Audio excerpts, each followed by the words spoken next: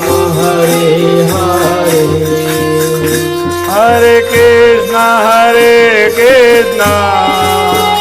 कृष्णा कृष्णा हरे हरे हरे राम राम राम हरे हरे हरे कृष्णा कृष्णा कृष्णा हरे हरे हरे राम राम राम हरे हरे जय जय प्रभुपाद प्रभुपाद जय जय प्रभुपाद जय जय प्रभुपाद प्रभुपाद प्रभुपाद जय शिल प्रभुपाद। हरे कृष्ण। श्रील प्रभुपाद की जय। हरिनाम संकीर्तन की जय। नित्य गौर प्रेमानंदे हरि हरि बोल। हरे कृष्णा। तो आप सब बहुत ही भाग्यशाली हैं। You are very fortunate. आज आपने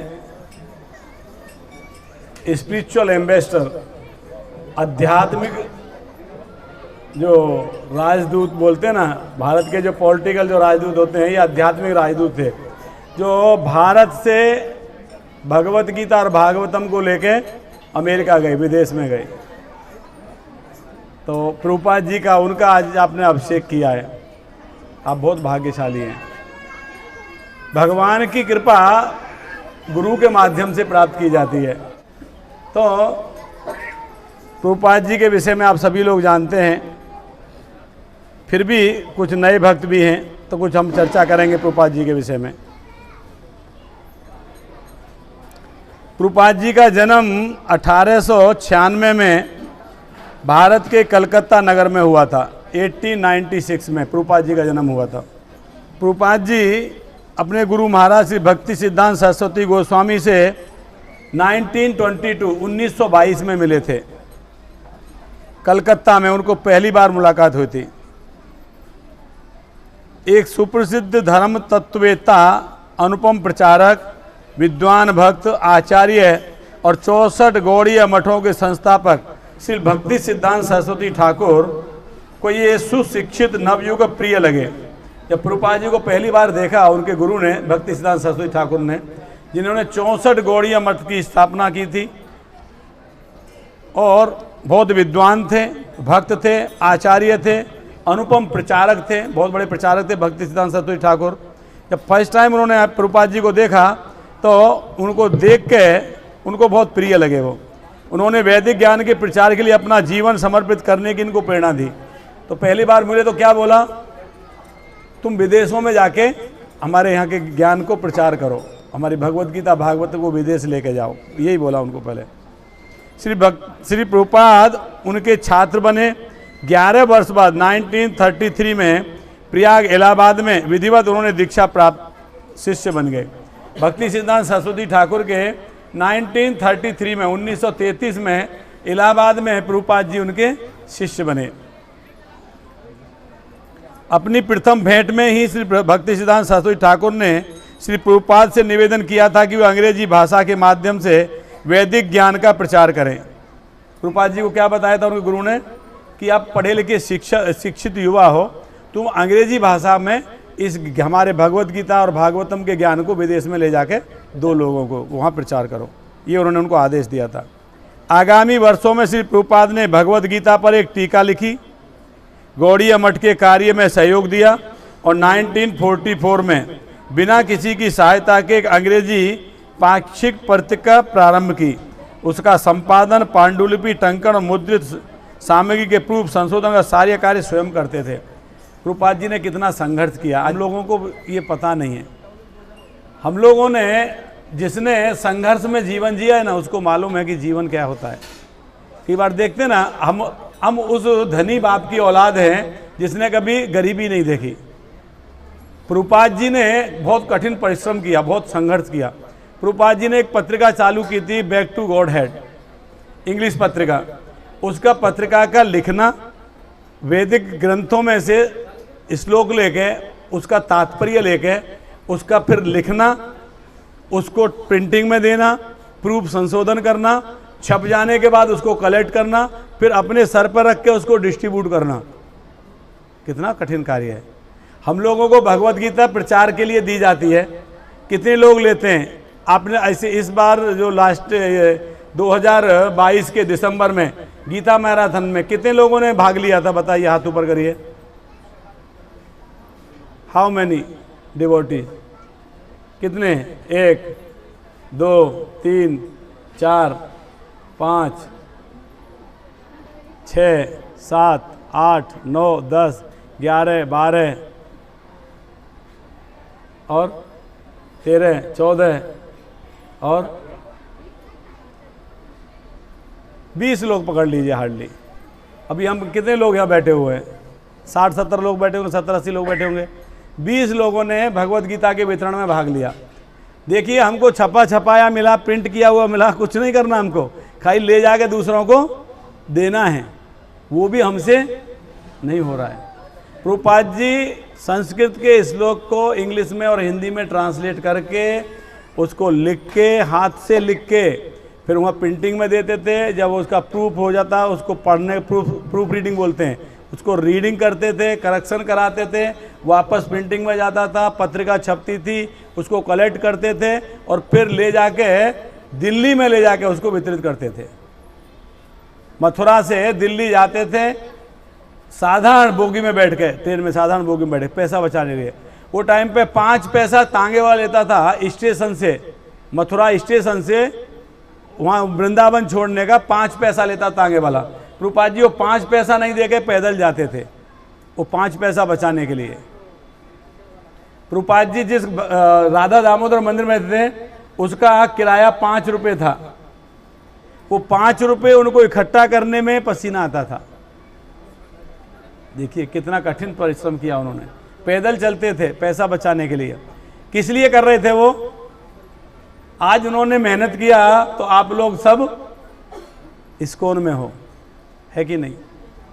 इस्कॉन एक ऐसा शेल्टर है जिसमें विदेशी, देश का, गरीब, अमीर, काला, गोरा, धनी, निर्धन, कोई भेदभाव नहीं है, सब भगवान के शरण में आ सकते हैं। इस्कॉन एक ऐसा शेल्टर है, एक ऐसा घर है जहाँ कोई भी आ सकता है। कोई किसी को पूछता है कि कहाँ से आए हो, क्यों आए हो, बल्कि बुलाते हैं, है कि नहीं? तो ये कौन बनाया? प्रभुपाद जी ने। ये ऐसा घर बनाया प्रभुपाद जी ने, कोई भी व्यक्ति आके इसमें रह सकता है। तो वो प्रभुपाद जी, आज उनका हम यहाँ पे फोटो था अभी तक, आज हम उनका विग्रह यहाँ पे स्थापित कर रहे हैं, प्रभुपाद जी का विग्रह। तो जिन लोगों ने प्रभुपाद जी के विग्रह का अभिषेक किया, अभिषेक देखा भी, वो बहुत भाग्यशाली है। दे आर सो फॉर्चुनेट, बहुत भाग्यशाली है। अब ये पत्रिका उनके शिष्यों द्वारा चलाई जा रही है, जो उन्होंने स्टार्ट की थी उस समय पे, और 30 से अधिक भाषाओं में छप रही है। More than 30 languages. Back to godhead, more than 30 languages, 30 से ज़्यादा भाषाओं में अभी छप रही है वो। श्री प्रभुपाद के दार्शनिक ज्ञान, भक्ति की महत्ता पहचान कर गौड़ीय वैष्णव समाज ने 1947 में उन्हें भक्ति वेदांत की उपाधि से सम्मानित किया। प्रभुपाद जी का नाम है भक्ति वेदांत। ये कौन दिया? गौड़ीय मठ, उनको ये उपाधि दी। 1950 में श्री प्रभुपाद ने गृहस्थ जीवन से अवकाश लेकर वानप्रस्थ ले लिया, जिससे वे अपने अध्ययन लेखन के लिए अधिक समय दे सकें। 1950 में गृहस्थ जीवन को त्याग के, उनके परिवार था, बच्चे थे, पत्नी थी, गृहस्थ जीवन से संन्यास ले लिया। जब बच्चे समर्थ हो गए, अपना खुद करने लगे, तब उन्होंने परिवार को त्याग के और वानप्रस्थ लिया। वानप्रस्थ मतलब फुल टाइम भगवान की सेवा में आ गए। श्री प्रभुपाद ने वृंदावन धाम की यात्रा की, जहां वे अत्यंत साधारण परिस्थितियों में मध्यकालीन ऐतिहासिक श्री राधा दामोदर मंदिर में रहे। आज भी राधा दामोदर मंदिर में आप जाओगे तो प्रभुपाद जी की एक चारपाई रखी हुई है, वहाँ पे प्रभुपाद जी की चौकी रखी है जहाँ बैठते थे। सामने प्रभुपाद जी का किचन है जहाँ खुद अपना प्रसाद खुद कुकिंग करते थे, और प्रभुपाद जी का एक विग्रह है जहाँ वो जपा करते हुए दिखाए जा रहे हैं। तो वहाँ पे बैठ के आप जपा करिए, कभी भी वहाँ जाते हो वृंदावन तो प्रभुपाद जी के उस कमरे में बैठ के एक माला जपा करिए, बहुत सुकून मिलेगा आपको। 1959 में उन्होंने संन्यास ग्रहण किया, 1959 में, और राधा दामोदर मंदिर में ही जीवन के सबसे श्रेष्ठ महत्वपूर्ण कार्य उन्होंने प्रारंभ किया था। 18,000 श्लोक संख्या वाले श्रीमद् भागवत पुराण का अनेक खंडों में अंग्रेजी में अनुवाद की व्याख्या राधा दामोदर मंदिर में ही 1959 में प्रभुपाद जी ने स्टार्ट किया था भागवतम को इंग्लिश ट्रांसलेट करना, जिसमें 18,000 श्लोक है। ये कार्य उन्होंने प्रारंभ किया वहाँ पे, जो बहुत ही महत्वपूर्ण कार्य है। वहीं उन्होंने अन्य लोगों की सुगम यात्रा नामक पुस्तक भी लिखी थी, easy journey to other planets, अन्य ग्रहों की सुगम यात्रा। ये पुस्तक भी उन्होंने वहीं लिखी थी वृंदावन राधा दामोदर मंदिर में। श्रीमद् भागवतम के प्रारंभ के 3 खंड प्रकाशित करने के बाद श्री प्रभुपाद 1965 में अपने गुरुदेव के आदेश के पालन करने के संयुक्त राज्य अमेरिका गए। 1965 तक 3 स्कंद 1, 2 और 3 वो लिख चुके थे, इंग्लिश में ट्रांसलेट कर चुके थे। और तब अपने गुरु महाराज के आदेश का पालन करने के लिए वो कहाँ गए? अमेरिका के लिए प्रस्थान किया उन्होंने।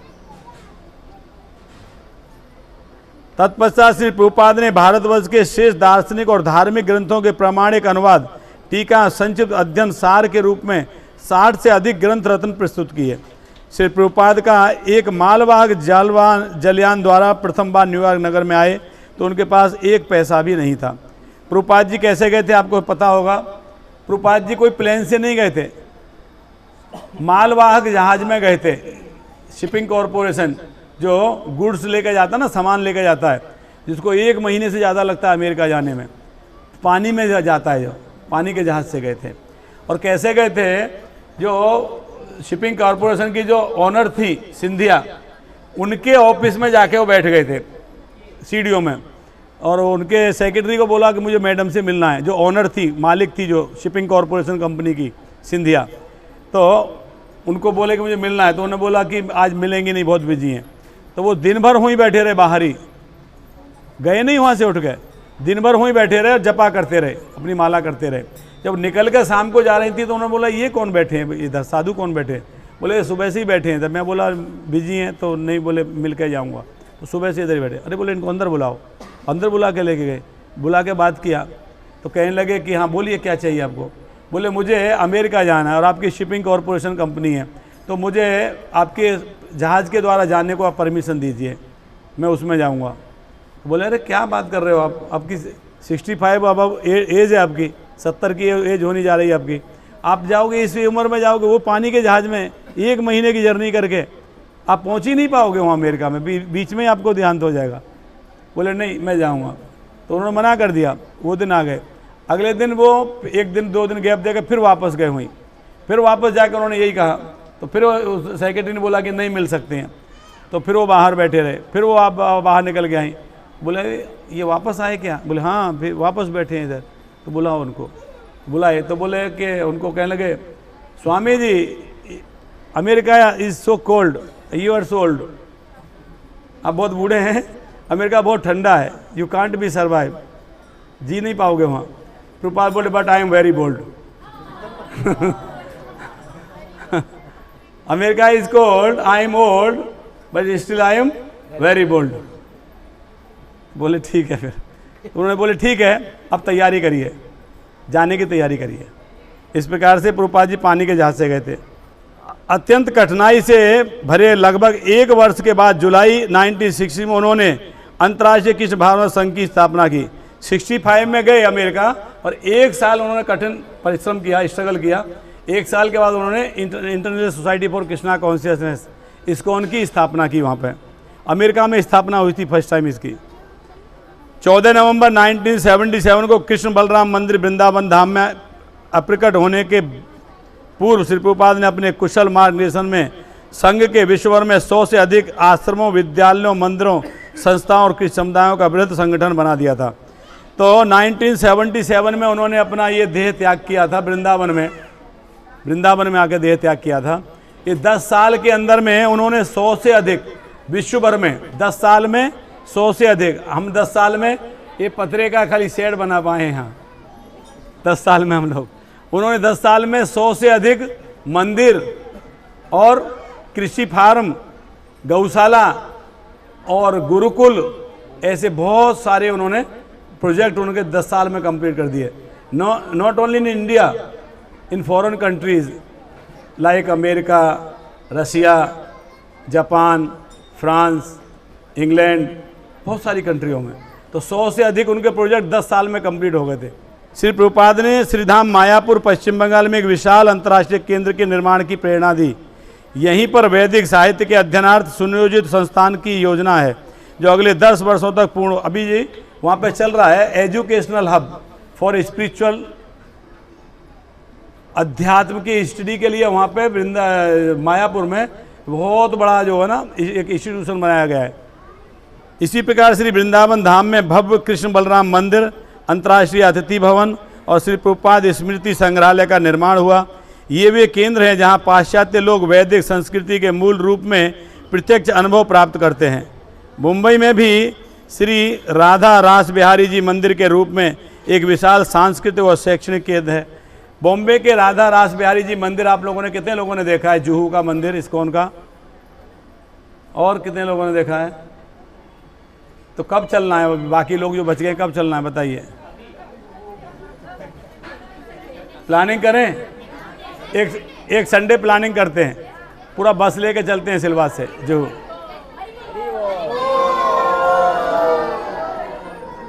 प्रभुपाद जी की लीलामृत में पढ़ रहा था मैं, वो जब टेम्पल बना था ना, जिस व्यक्ति ने वो ज़मीन दिया था इनको, वो चाहता था कि ये ज़मीन का पैसा तो ले लिया और ज़मीन इनके नाम पे नहीं हो।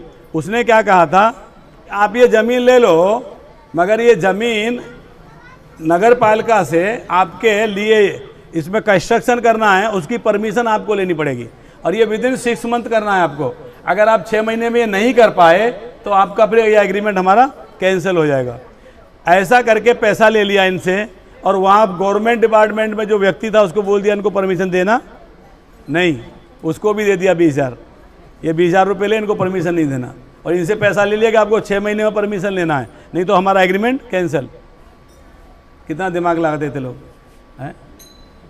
प्रभुपाद जी ने वहाँ पे जब ये वहाँ पे रह रहे थे, एक ऐसे पतरे का शेड बनाया हुआ था, पतरे का शेड, और सब विदेशी भक्त थे वहाँ पे, सब विदेशी भक्त थे।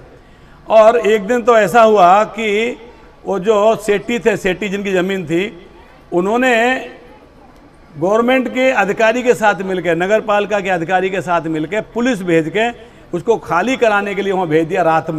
रात में खाली करने, शाम को 10 बजे। और जब विदेशी भक्त सब माताएं थी, प्रभु जी थे, सब वहाँ पे जब सोने जा रहे थे तब तक पुलिस आ गई, बोले खाली करो इसे। उन्होंने स्त्रियों को, जो विदेशी महिला थी, उनको पकड़ पकड़ के घसीट के बाहर निकाला। बताइए, जो आज राधे रास बिहारी मंदिर देख रहे हैं ना, वो मंदिर का कितना बड़ा स्ट्रगल हुआ था उसको बनाने में, वो हमको नहीं दिखता। हमको भव्य मंदिर दिखता है आज की डेट में, लेकिन कितना बड़ा स्ट्रगल किया है, किसने किया है? वो विदेश के लोगों ने, हमारे देश के नहीं थे वो, अमेरिका के लोगों ने किया है वो। क्या हम उतना समर्पण कर पाएंगे? क्या हमारे अंदर उतना डेडिकेशन है? नहीं है। हम लोग क्या देखते हैं? कंफर्ट जोन, मैं सेवा करूंगा बट मेरे कंफर्ट में, जो मुझे पसंद है वो करूंगा। बोले गाय का गोबर उठाना प्रभु जी, वो नहीं, कथा करने को बोलो ना, कंफर्ट जोन पसंद करते हैं। मगर क्या करना चाहिए हमें? जय प्रभुपाद, श्री प्रभुपाद की जय।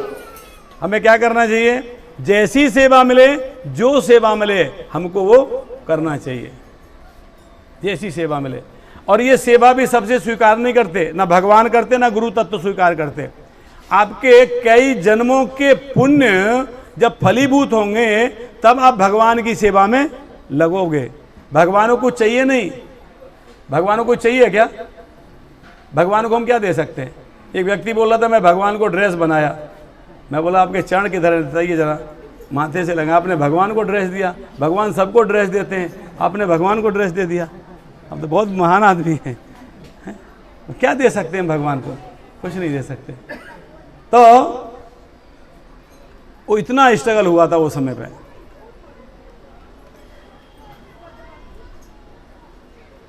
श्री प्रभुपाद का सबसे बड़ा योगदान उनके ग्रंथ हैं। ये ग्रंथ विद्वानों द्वारा उनकी प्रामाणिक गंभीरता और स्पष्टता के कारण सर्वाधिक स्वीकार्य हैं। तो इनके प्रभुपाद जी ग्रंथों में क्या है? देखो ये क्या लिखे, विद्वानों के द्वारा प्रमाणिक हैं, ये गंभीर हैं और स्पष्टता है, क्लियर है। कोई व्यक्ति भी भगवत गीता प्रभुपाद जी के द्वारा कमेंट्री की हुई भगवत गीता पढ़ेगा ना, वो एटलीस्ट समझ जाएगा भगवत गीता को, इतना सरल भाषा में लिखा गया है। श्री प्रभुपाद की रचनाएं 50 से अधिक भाषाओं में अवेलेबल हैं। अभी तो ज़्यादा हो गई है, ये पुस्तक लिखा गया तब 50 में था, अभी तो मोर देन 74 लैंग्वेजेस में प्रभुपाद जी की पुस्तकें अवेलेबल हैं। 1972 में केवल श्री प्रभुपाद के ग्रंथों के प्रकाशन के लिए स्थापित भक्ति वेदांत बुक ट्रस्ट की भारतीय धर्म और दर्शन के क्षेत्र में विश्व को सबसे बड़ा प्रकाशक बन गया। 1972 में भक्ति वेदांत बुक ट्रस्ट, जो ये बुक जहाँ छपती है ना, BBT बोलते हैं, भक्ति वेदांत बुक ट्रस्ट, उसका 1972 में स्थापना हुई थी। इस ट्रस्ट का एक अत्यधिक आकर्षक प्रकाशन श्री प्रभुपाद द्वारा 18 मास में पूर्ण की गई बंगाली धार्मिक महाग्रंथ श्री चैतन्य चरितामृत का अनुवाद है। 12 वर्षों में अपनी वृद्धावस्था की चिंता न करते हुए श्री प्रभुपाद ने विश्व के 6 महाद्वीपों का 14 परिक्रमाएं की। 12 साल के अंदर 6 महाद्वीपों का यानी विश्व का 14 बार प्रभुपाद जी ने भ्रमण किया। बताइए, पूरे विश्व में 14 बार। आप ये समझ लीजिए, विश्व में 14 बार भ्रमण करने का 12 साल के मतलब समझ लीजिए, प्रभुपाद जी 2 दिन से ज़्यादा कहीं ठहरते नहीं थे। जैसे बोलते हैं आज मेरे को वलसाड़ में काम है, कल बॉम्बे जाऊंगा, परसों अहमदाबाद है। वो बोलते हैं आज मेरे को रसिया जाना है, कल इंग्लैंड रहूँगा, परसों मेरे को फ्रांस जाना है। कैसे चलता था है? तब 12 वर्ष में उन्होंने 14 बार विश्व की परिक्रमा की। इतने व्यस्त कार्यक्रम के रहते हुए भी श्री प्रभुपाद की जो लेखनी थी अविरत चलती रही, उर्वरा लेखनी। उनकी रचनाओं में वैदिक दर्शन, धर्म, साहित्य, संस्कृत और अन्य यथार्थ ग्रंथागार स्थापित हुए। प्रभुपाद जी जिस कंट्री में जाते थे ना, उस कंट्री का समय मिला लेते थे, कितना बज गया अभी, अलग अलग टाइम रहता ना, कंट्री टू कंट्री वेरी करता ना, वो कंट्री के हिसाब से अपनी घड़ी का टाइम सेट कर लेते थे। और जब 12 बज जाते थे रात के, तो वो अपना लिखने बैठ जाते थे और सुबह 5 बजे तक लिखते थे। 12 बजे से 5 बजे तक लिखाई करते थे, ग्रंथों का अनुवाद करते थे। कितना मेहनत करते प्रभुपाद। प्रभुपाद जब विदेश में गए थे तो एक ट्री, अभी कुछ दिनों से एक वीडियो वायरल हो रहा है व्हाट्सएप में, वो पेड़ है, जब पेड़ के नीचे बैठ के प्रभुपाद जी कीर्तन करते थे। उनके पास क्या था, एक करताल का सेट था बस खाली, वो करताल बजा के हरे कृष्णा कीर्तन करते थे। और वही कीर्तन वहाँ से स्टार्ट हुआ और 1 साल के अंदर न्यूयॉर्क में केंद्र की स्थापना हो गई। प्रभुपाद जी अपने हाथ से कुकिंग करते थे और प्रभुपाद जी रसगुल्ला बनाते थे, बंगाली रसोगुल्ला बंगाली, और बहुत बड़ा बड़ा बनाते, बड़ा टेस्टी। और वो जब कथा सुनकर लोग जाते थे तो उनको देते थे, और वो रसगुल्ला खाने के लिए ही लोग आया करते थे, वो विदेशी लोग, उनको इतना पसंद था वो। और एक दिन प्रभुपाद जी जब सब चले गए तो बर्तन धो रहे थे, सब खा के जाते थे, उनके बर्तन भी प्रभुपाद जी धोते थे। देखिए, तब एक व्यक्ति आया, बोला can I help you. Prabhupada बोले यस, यही तो मैं इंतजार कर रहा, तुम कब बर्तन धोगे तुम्हारी कब बुद्धि सुधरेगी, यही मैं इंतजार कर रहा। Yes you help me.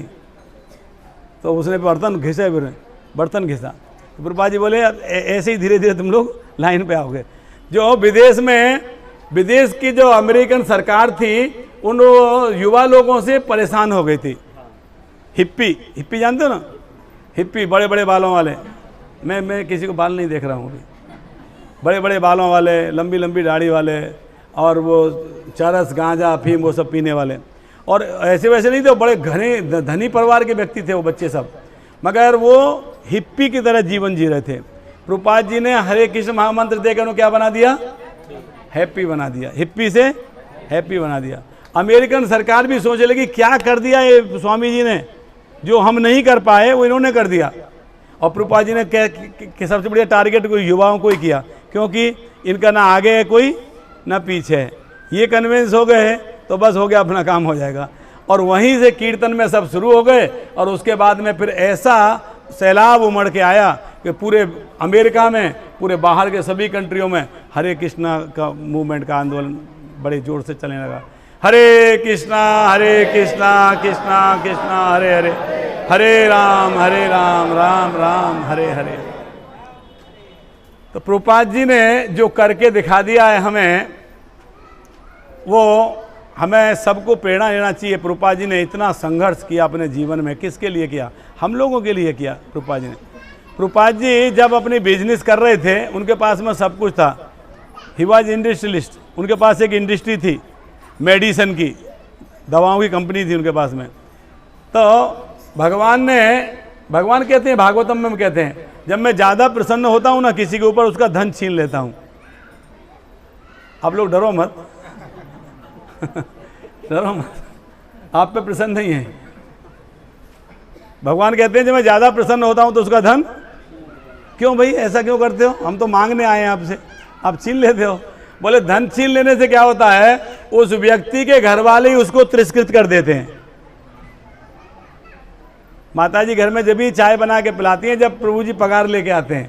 प्रभु 4 महीने घर बैठ जाएंगे तो शाम की चाय बंद कर देंगी, दिन भर बैठे रहते हो, कोई काम नहीं है कि नहीं?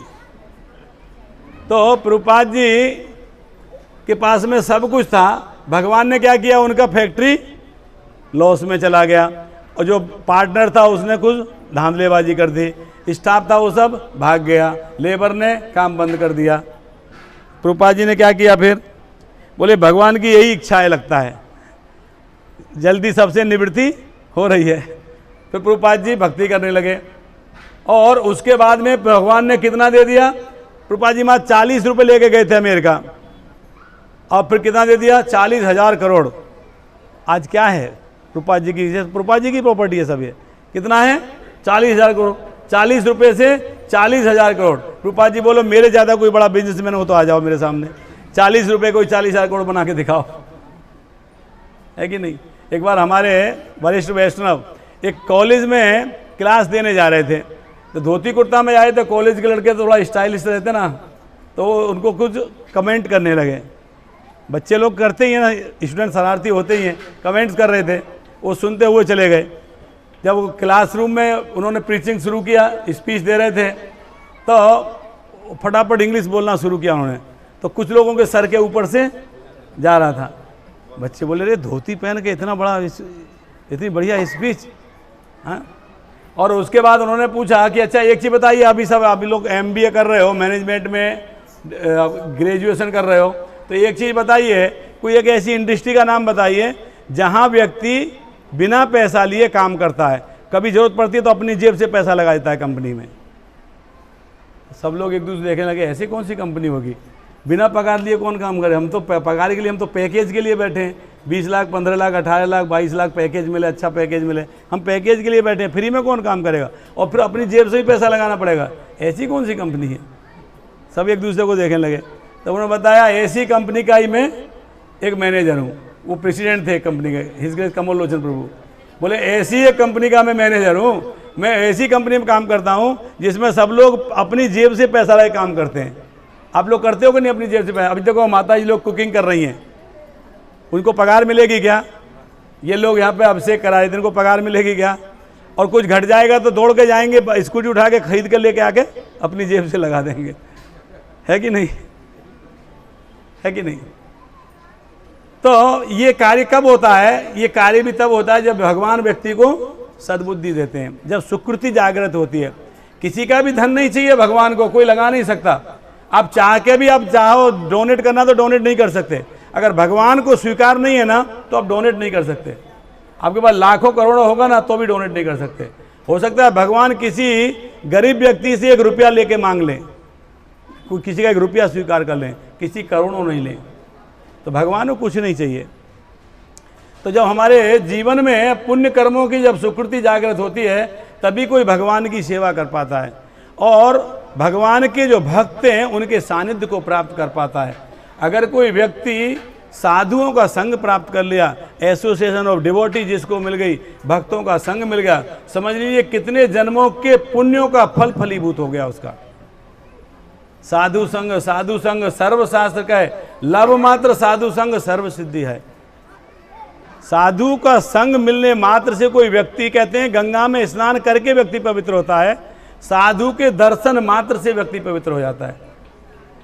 ऐसे प्रभुपाद जी कुछ भी करते थे यूनिक होता था।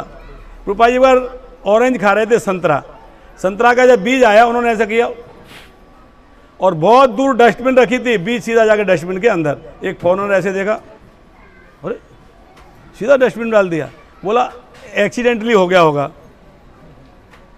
ऐसे ही हो गया होगा। प्रभुपाद जी दूसरा संतरा खाया, दूसरे वो लिया, उसमें बीज आया, प्रभुपाद जी फिर ऐसे किया, सीधा डस्टबिन में। फॉरनर देखा, अरे बाप रे, वो भक्त बन गया, वो देख के भक्त बन गया। प्रभुपाद जी जो करते थे उसमें भक्त।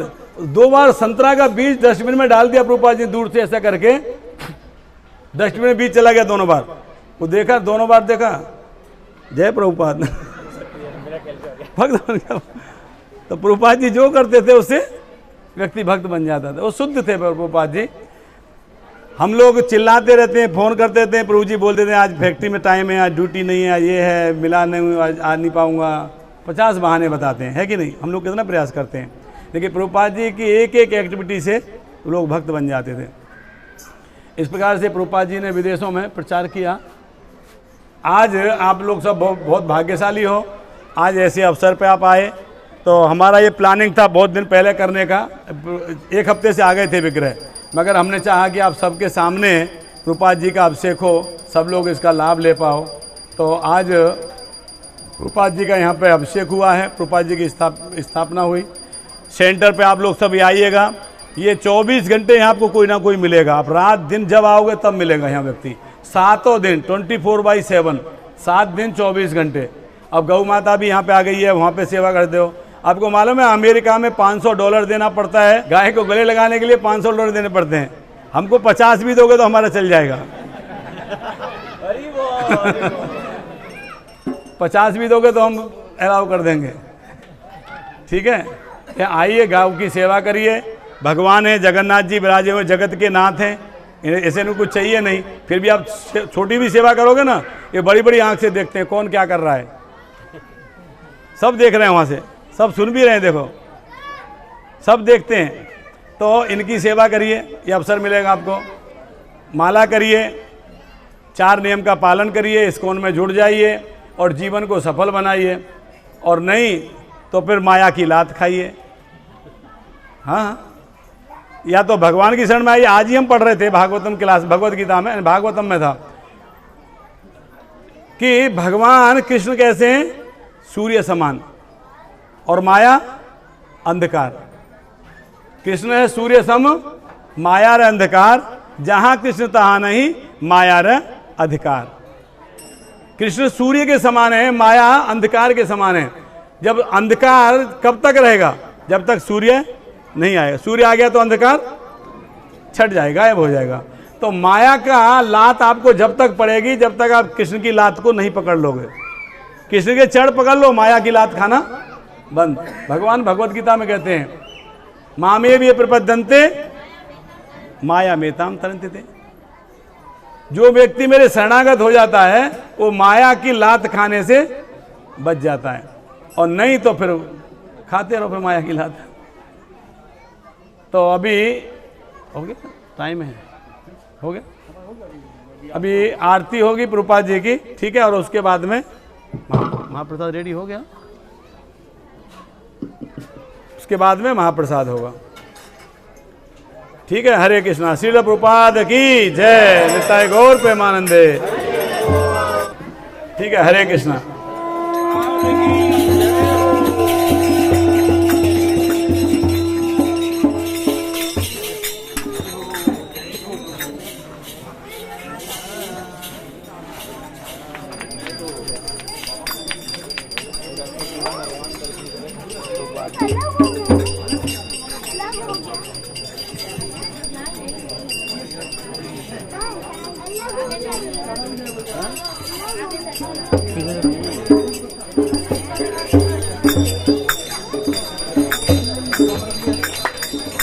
Thank you. Thank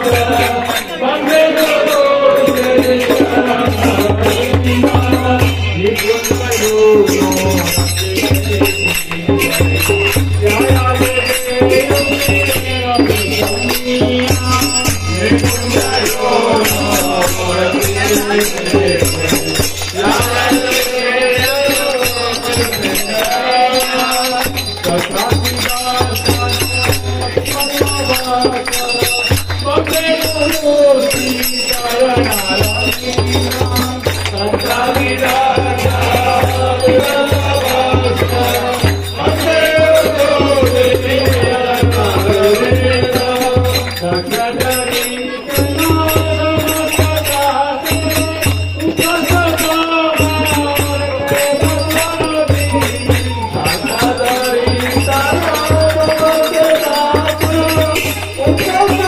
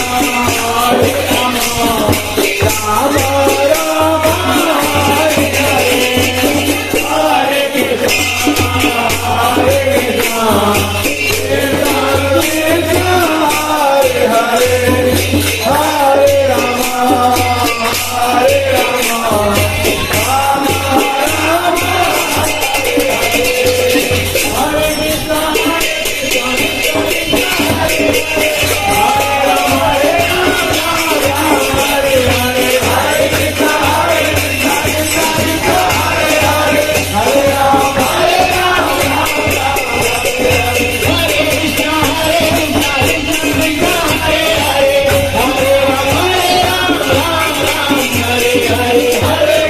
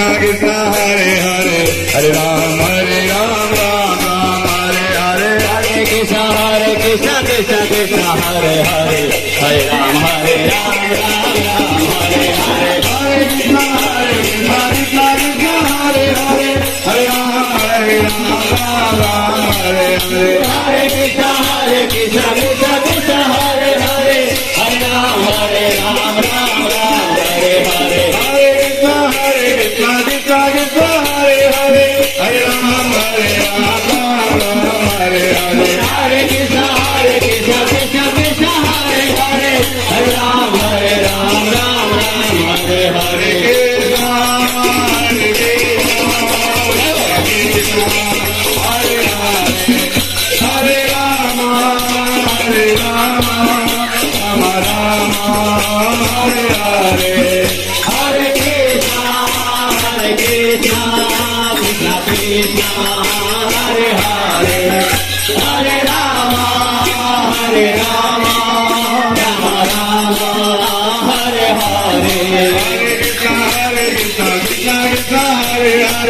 Hare Ram, Ram Ram, Hare Hare. Hare Krishna, Krishna Krishna, Hare Hare.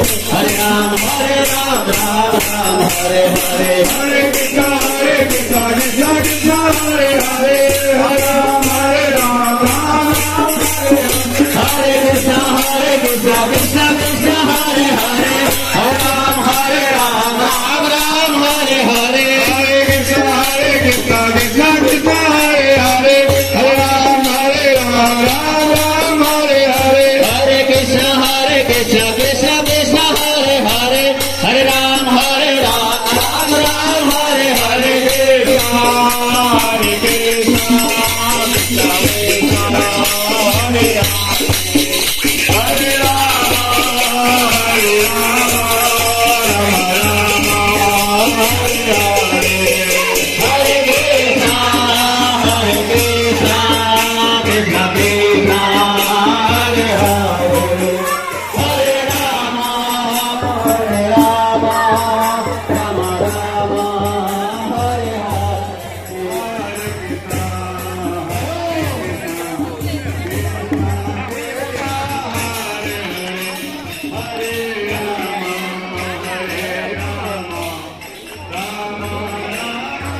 Hare.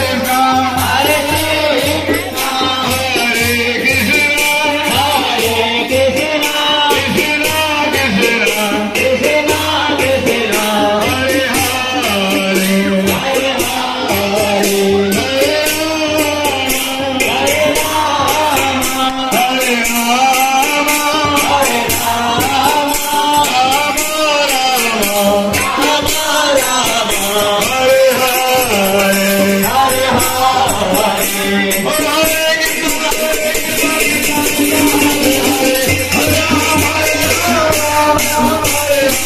Ram,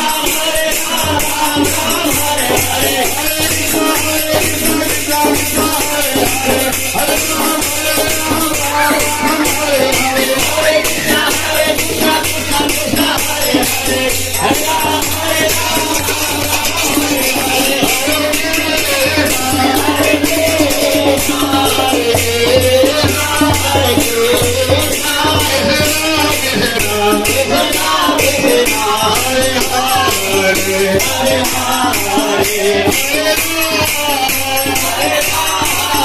Ram, Ram Ram, Hare Hare.